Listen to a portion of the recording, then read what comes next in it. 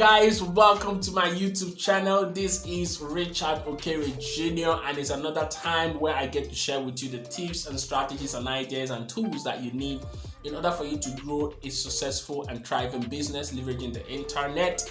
And today we are going to be talking something that I believe a lot of you have ideas about. You want to do it. It's about webinars. How do you leverage webinars in order to grow your business? How do you run your webinars or set up your webinars to be successful? So I'm going to be sharing with you the 8 golden rules for a successful webinar. If you find what I'm going to be teaching valuable for you, don't forget to hit that subscribe button, add to our community, be a part of our community, and you will not miss any more videos that come out. Okay, don't forget to also hit the subscribe button beside it. Okay, so what are the 8 golden rules for a successful webinar? Let's get to it. The first is to choose a topic that sells your product. Now, if you're the typical entrepreneur or netpreneur, you'll be planning your webinars to sell a product, or probably you're always doing a launch. Okay, so a launch is basically when you're trying to put out a product into the market using a strategy and a sequence of activities. Okay, so if you are doing a launch, now it's most logical that you plan your webinar or the topic that you teach on your webinar to relate to your product. A very good example is one of our clients, Marybeth. She wrote a storybook, and the storybook is a compilation of stories about teenagers who are doing amazing things around the world, and some famous people who are doing amazing things. So basically what we are going to do was to find a webinar topic that will easily sell the book. Okay, so one of the topics that we chose was how to help your child find purpose. Okay, so the storybook was basically to inspire kids to find purpose, to pursue their dreams and all those things. So it was natural to find a webinar topic that basically sells that book. So the idea is that you ask yourself, what's the product that I want to sell? Then what is the topic that when I teach this topic, it's going to I will have to make reference to that kind of product or having that product. So the topic is still relevant and valuable and what people want to learn, and then it also relates to your product. Number 2 is to use a 7 days window to promote your webinar. The fact is that people have short attention spans, okay? And you want to leverage that and put your webinar in their eyes in such a way that it's still going to be in their mind and they can show up for the webinar.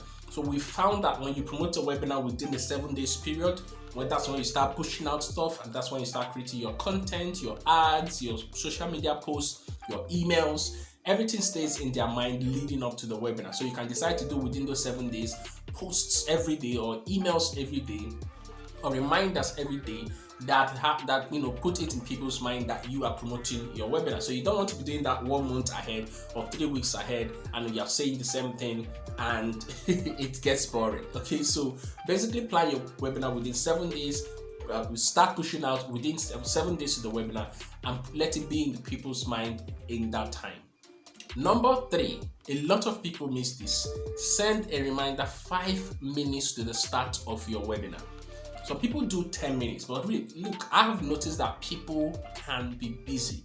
People know how to be busy. Even 15 minutes to your webinar, within that 15 minutes, they get the reminder. Before you know it, they start doing something else and they forget. But you want to make sure that at the time, to reduce the time in which they find out about the webinar and then they show up and attend. I found that 5 minutes works well. When you send the 5 minutes, when that notification hits their email and they see it, they click, they join you, and they see that it's about to start, people they tend to stay longer in that time. Okay, so leverage that opportunity. 5 minutes to the start of your webinar. That's when you can schedule the email to send out 5-minute email notifications. 5 minutes if you have their phone numbers and you want to do that. 5 minutes to start, so that once they see that and click, they will be able to show up. Okay, so send a reminder 5 minutes to the start of your webinar. Number 4 is to teach a specific number of points. Of course, when you are doing your webinar, there's a particular teaching that you want to deliver. There's a particular lesson you want to deliver. But don't go on to teach a 10-point webinar, okay? Or it's not a whole course that they came for. They didn't come for a whole course.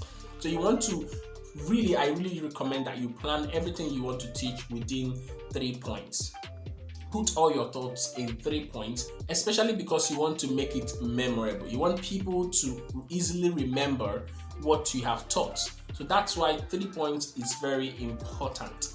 People want to live there knowing that they can live with these specific 3 things and they can begin to implement those things. They don't have to implement 10 things, but at least 3 things they can start working on, because that's what you want them to leave that place with, to be able to have 2 or 3 things in their mind that, okay, I can start working on this.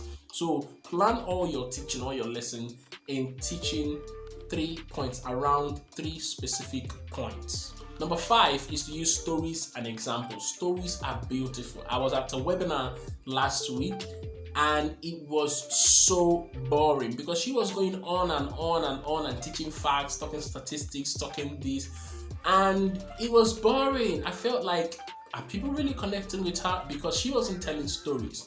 How are you applying this to your life? How are you applying this with your clients? Do you have any stories that back this up?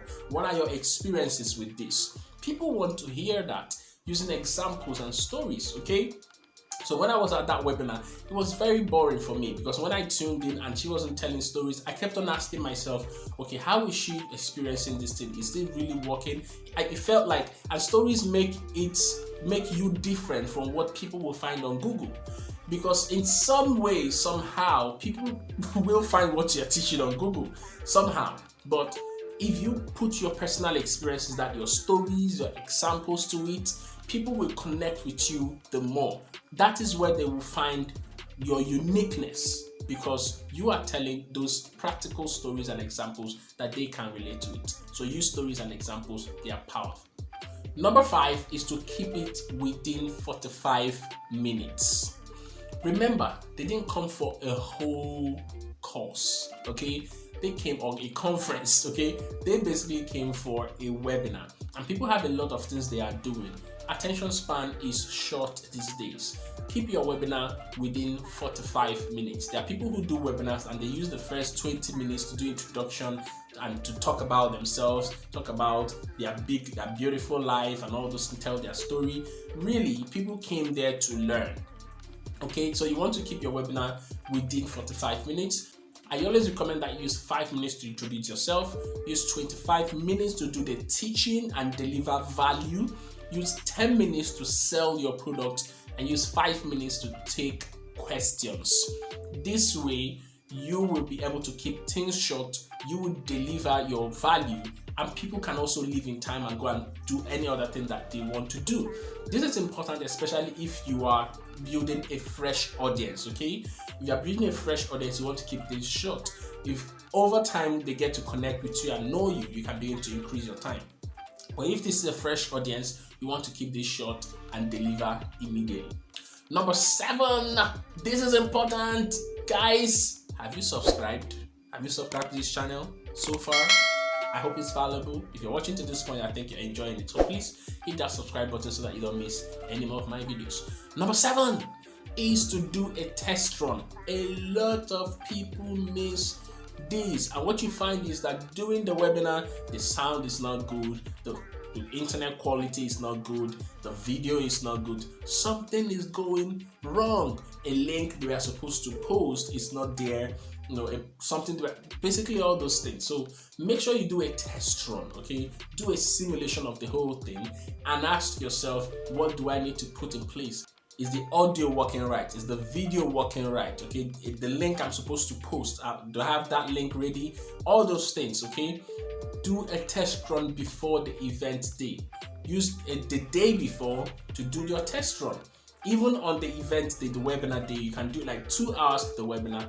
Basically check everything and be sure that everything is working right. Don't just think that because something was working well 2 weeks ago that it's still going to be working well today. Things can happen, okay? So make sure you do a test run a day before your event and 2 hours before the webinar starts. The 8th, and of course this is not the least, but these are what I find to be most important. The 8th is, and the final, is to do a recap. By the time you are ending your webinar, your delivery, do a recap of all the points so that people will, you can get those 3 points in the minds of people, and they can have, especially because they are leaving, they can have those points in their mind as they are leaving to go and practice or take action, okay? So always remember to do a recap of your points. That is important, okay? They teach this everywhere, but a lot of people fail to do that. Don't forget that it's powerful. Leave those 3 points in their mind as they are living and let them go and take action on them. Thank you very much for watching so far. I hope this has been valuable. Don't forget to hit that subscribe button so that you don't miss any of my videos. This is Richard Okere Jr. See you in the next video.